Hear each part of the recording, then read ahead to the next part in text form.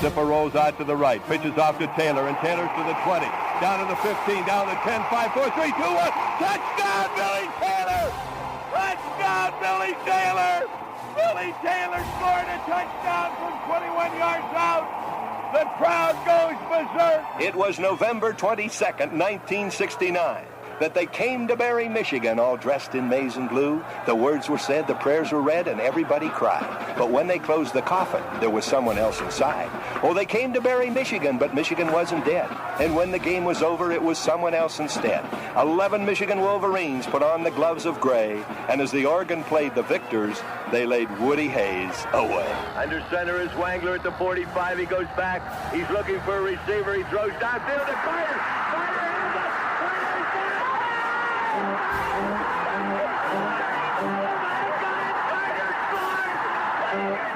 Who's got it better than us? Nobody!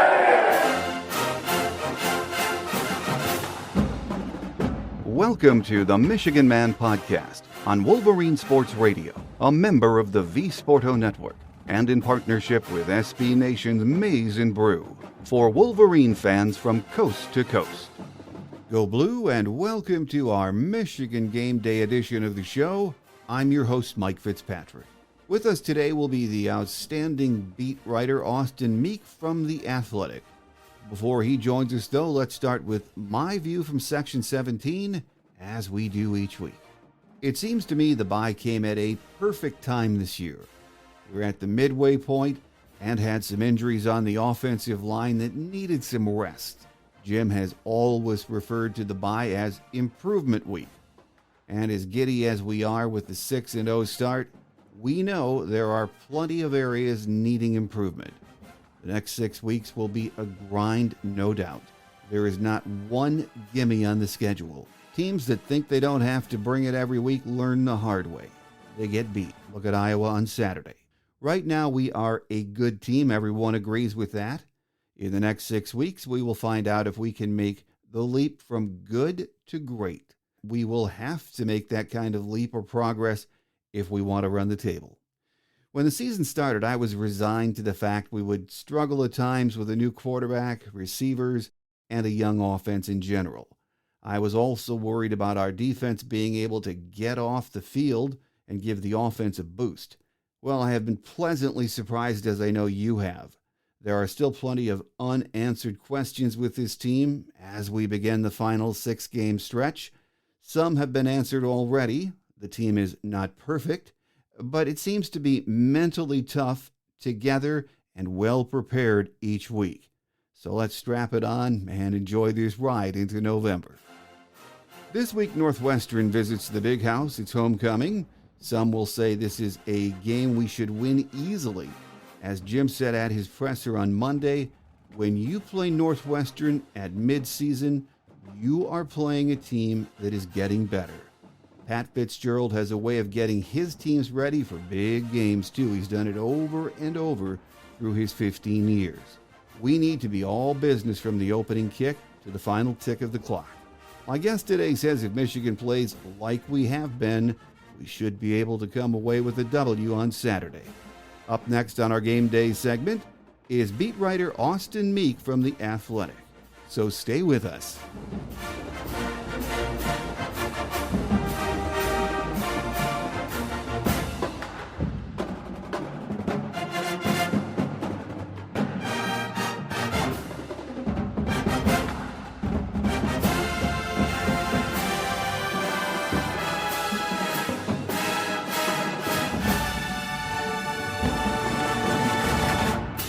Here with us on our Game Day segment this week, as we look forward to a visit from Northwestern on Saturday, is Austin Meek, who covers Michigan football for The Athletic. Great to have you back with us, Austin. Hey, Mike. Thanks for having me. Well, Michigan had a bye week last week, as we know, and it probably came at a good time because we do have some injuries, not a lot, but some, especially on that offensive line, that can benefit from a little time off. Yeah, definitely. I do think that the bye week came at a good time when you look at some of the guys on the offensive line who had been banged up, whether that was Trevor Keegan, who was playing with a shoulder injury, Zach Zinter, who hasn't been 100% this year, and also Roman Wilson.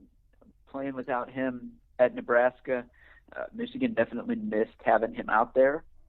He had been playing some really good football, and that wide receiver group is not real deep. So we'll see who in that group is able to get back out there this week. But I think having a week to rest up and get healthy, that came at a good time for this team. Jim's always referred to the bye week as improvement week. So, Austin, starting with the offense, what areas do you see that need to be better in the next 6 weeks? Well, I think that this passing game still has a lot of room to improve.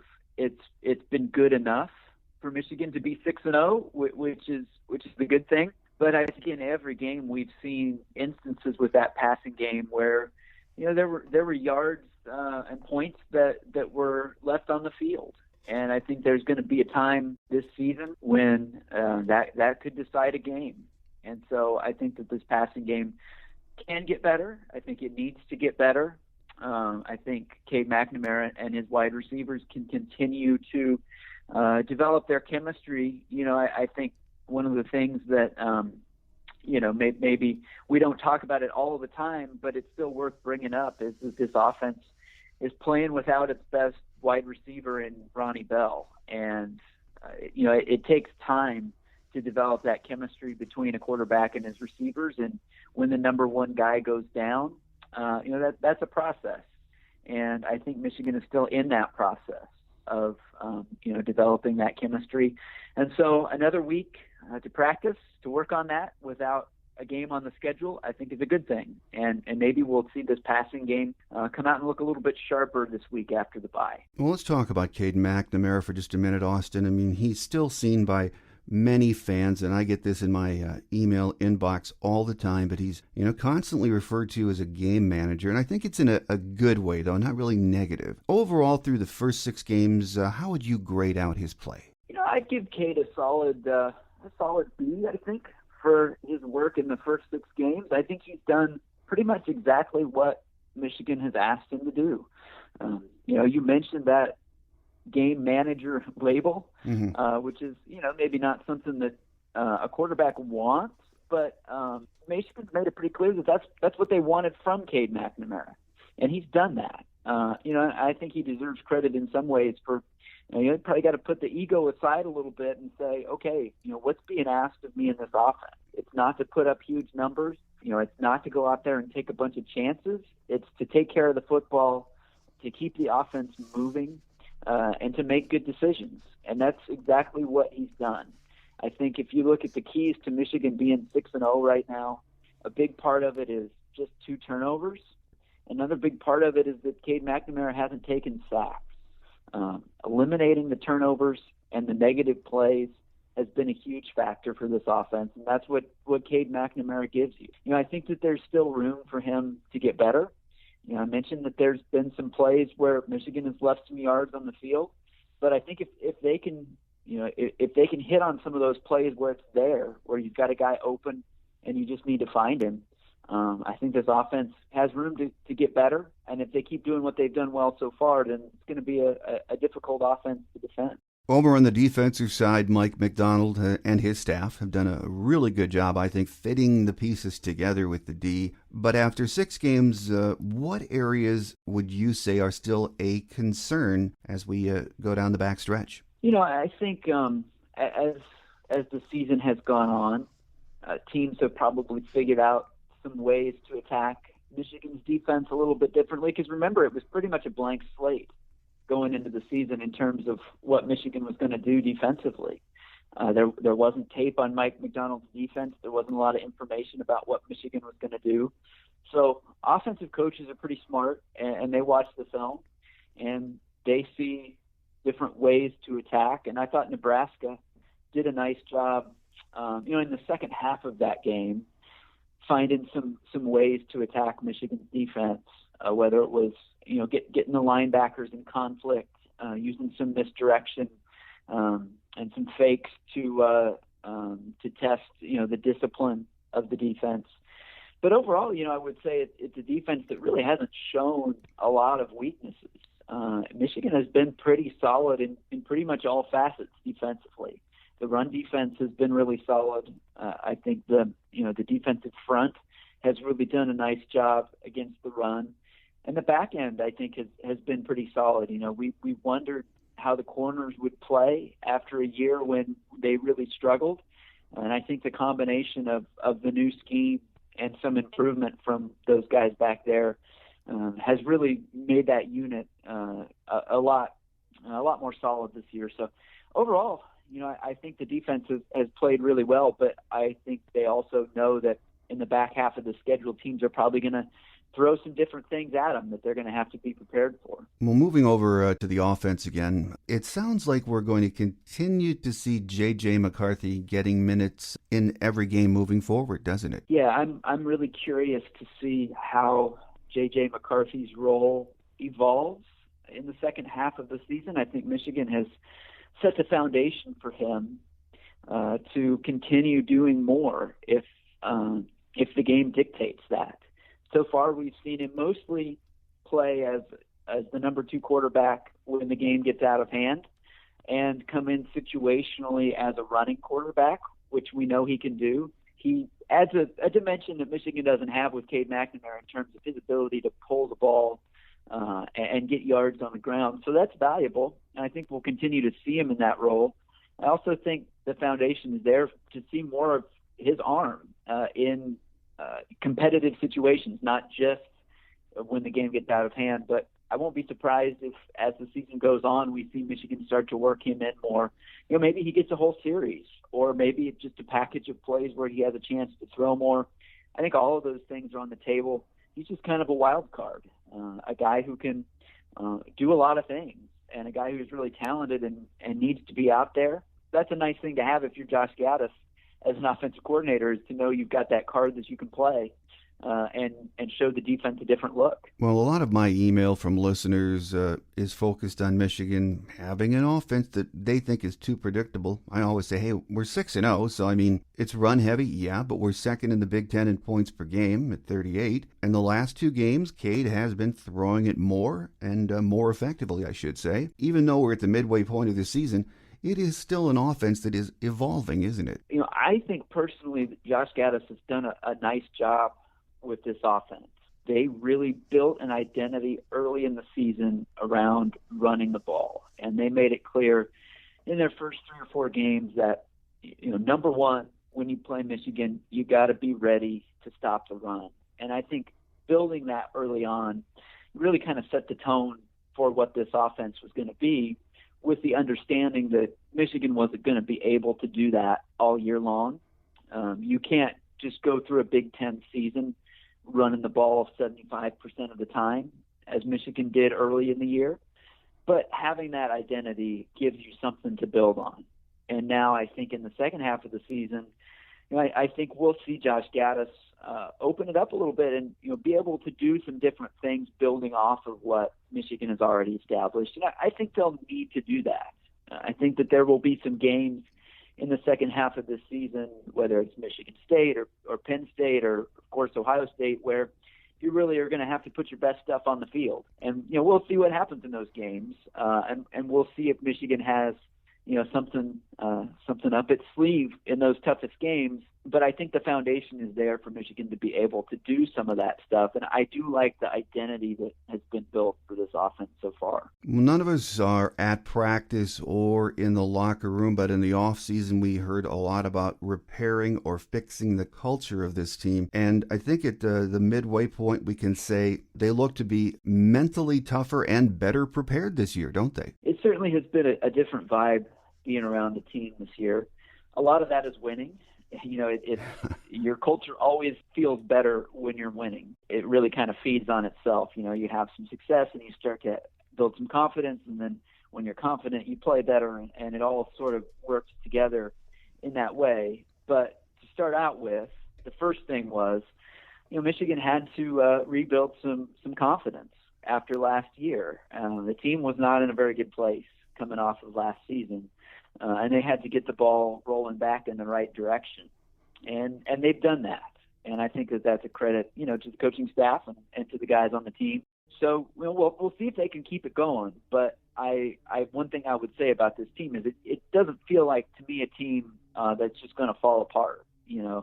With last year, when things started going the wrong way, that team really had a hard time getting it turned around, and the wheels just kind of came off. And I don't feel like that's going to happen with this team. They may have some tough stretches in the second half because that schedule is really difficult.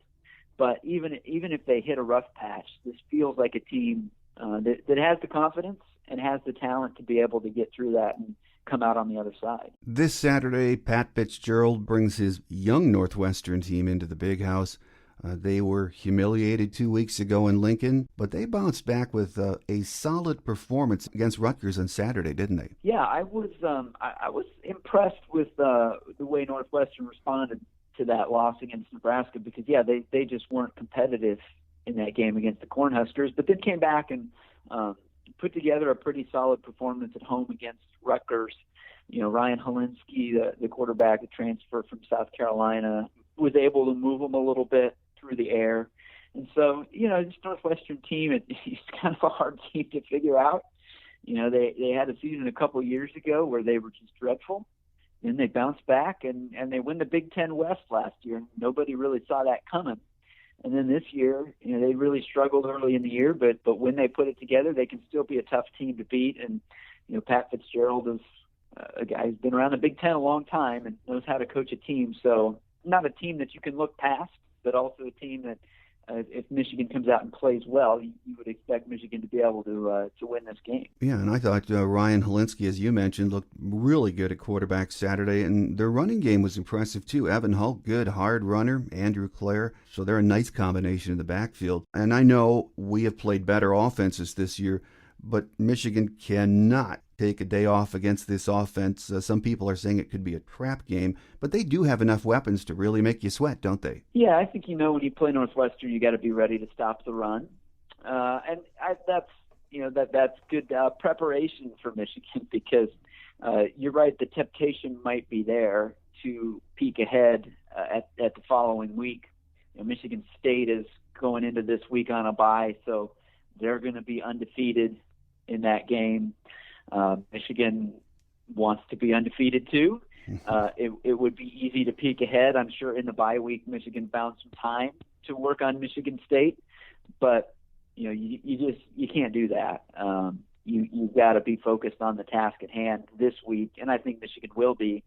Michigan's going to have to stop the run against Michigan State. They know that's what Michigan State wants to do. So you want to go into that game with your best foot forward, which means taking Northwestern seriously and not getting ahead of yourself and being ready for the things that Northwestern is going to do. Yeah, and over on the defensive side of the ball, Northwestern also very young overall. And they've struggled. They've been inconsistent. They do have some players over there like Chris Bergen, good-looking linebacker. But, when you watch that defense, they don't do anything special. Play very good fundamental football. But if Michigan does their job, they should be able to move the ball and get what they want against this defense, shouldn't they? Yeah, I think so. I mean, if you look back at that Nebraska game, I don't remember how many rushing yards Nebraska had on Northwestern, but I think it was over 400. Mm-hmm. So if you're Michigan watching that tape, I think you would say, well, we should be able to go out there and play the way that we want to play in this game. This is not one of those games where Michigan should have to reach too deep into the playbook and do a whole bunch of different things. I think this is a game where if you're Michigan, you just want to impose your will. You want that running game that we saw in the first 3 or 4 weeks of the season to show up in this game. It's not a game where you would expect Cade McNamara to need to go out and throw it 30 times. I think this is a game where you feed Hassan Haskins and Blake Corum, try to get that running game going, and really, for Michigan, play the way that you want to play. There's going to be some games where Michigan may have to deviate from that, but if this goes the way Michigan wants it to, I think this is a game where Michigan can really lean on that running game the way that they did early in the season. Well, if we've learned anything this season in Big Ten play, it's that you better bring it every Saturday or you're going to get beat. Iowa losing at home against Purdue was a shining example of that, wasn't it, Austin? Yeah, this second half of the Big Ten race is going to be really interesting. There's 4 teams right now in the East who are right there and in the mix. to win this thing, and it's going to be really compelling. But the question is going to be which team slips up somewhere that you don't expect. And we saw that with Iowa against Purdue. Iowa had been getting by without being real dynamic on offense, but they forced a bunch of turnovers, and their defense had played really well, but it all kind of caught up to them last weekend. And so, that's the way it goes. Sometimes, a team playing well and, really thinking big, and then all it takes is one game to really change the picture. There's some teams in the Big Ten, and Michigan is one of them, who have everything on the table going into the second half of the season. But all it takes is one slip somewhere, and all of that goes away. So I'm sure that's on Michigan's mind as well.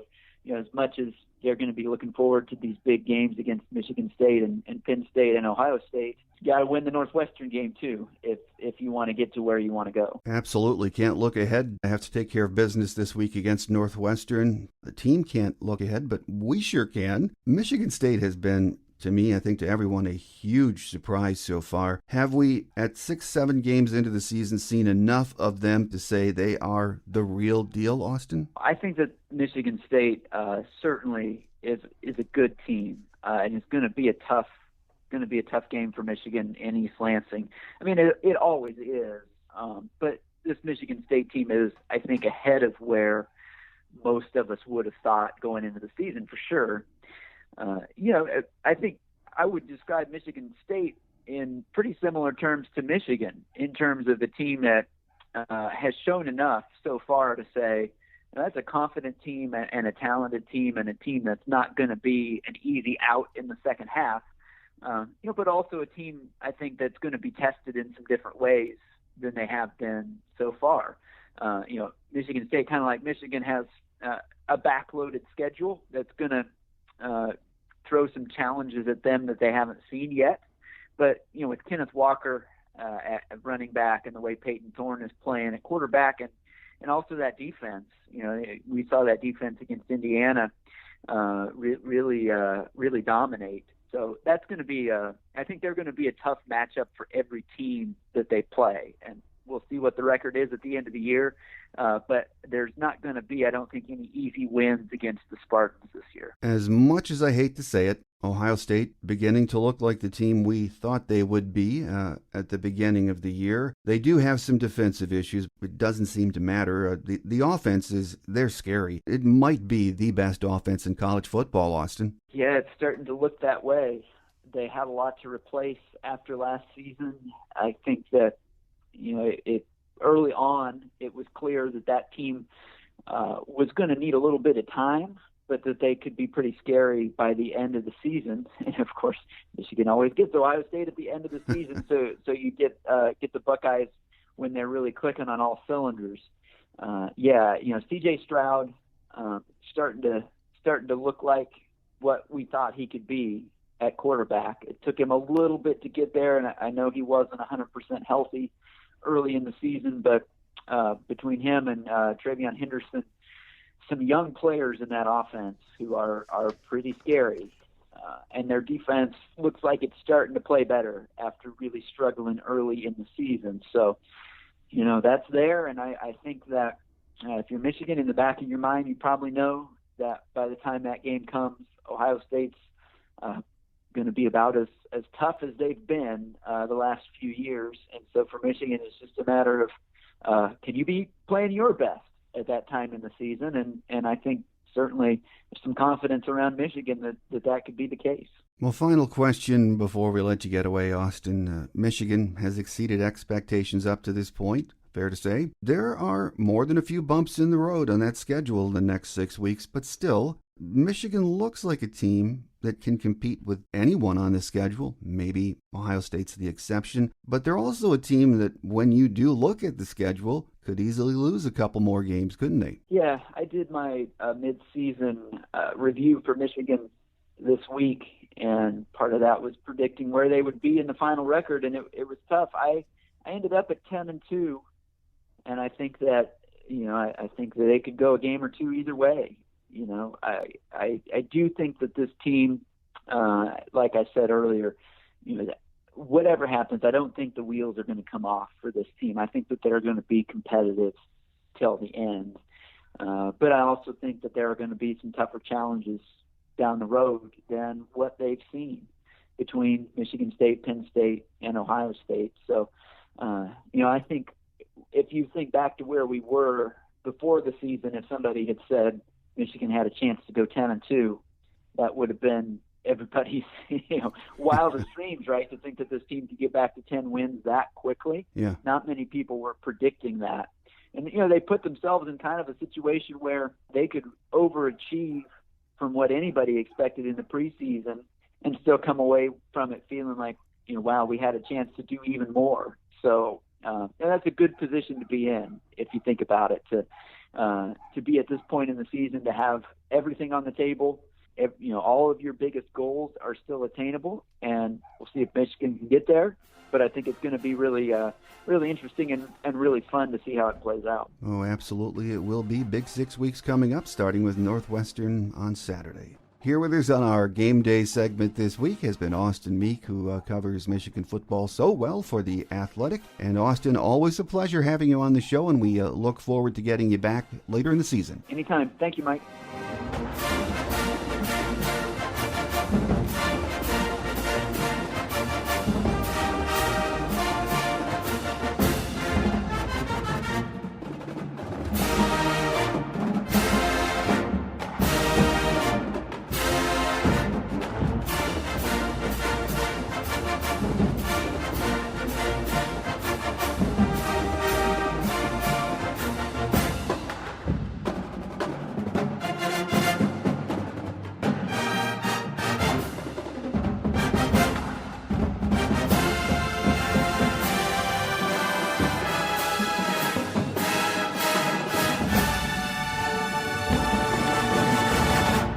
On Quick Hits today, at Jim's presser on Monday, he talked about the groundbreaking significance of Northwestern and Michigan playing for the George Jewett Trophy. Jewett was an undergrad student at U of M in the late 1890s and was the first African American to play football at Michigan. He later went to Northwestern and played too. He graduated from the Northwestern School of Medicine and was a long practicing MD. As Jim said, I don't mean to disparage other trophy games, but this trophy truly means something. We jumped up to number 6 in the AP poll this week. We are rated between 6 and 8 in a variety of other polls. On Thursday's Visitors Edition, we'll have any injury updates we can get our hands on and the usual game day notes. Our guest will be the radio play-by-play voice of Northwestern football, Dave Ennett. That will do it for now, and thanks for joining me. I'm your host, Mike Fitzpatrick. Have a great Wolverine week, everyone. Until Thursday, take care, and as always, go Blue. Thanks for joining us today on The Michigan Man, here on Wolverine Sports Radio, a member of the V Sporto Network, and in partnership with SB Nation's Maize and Brew.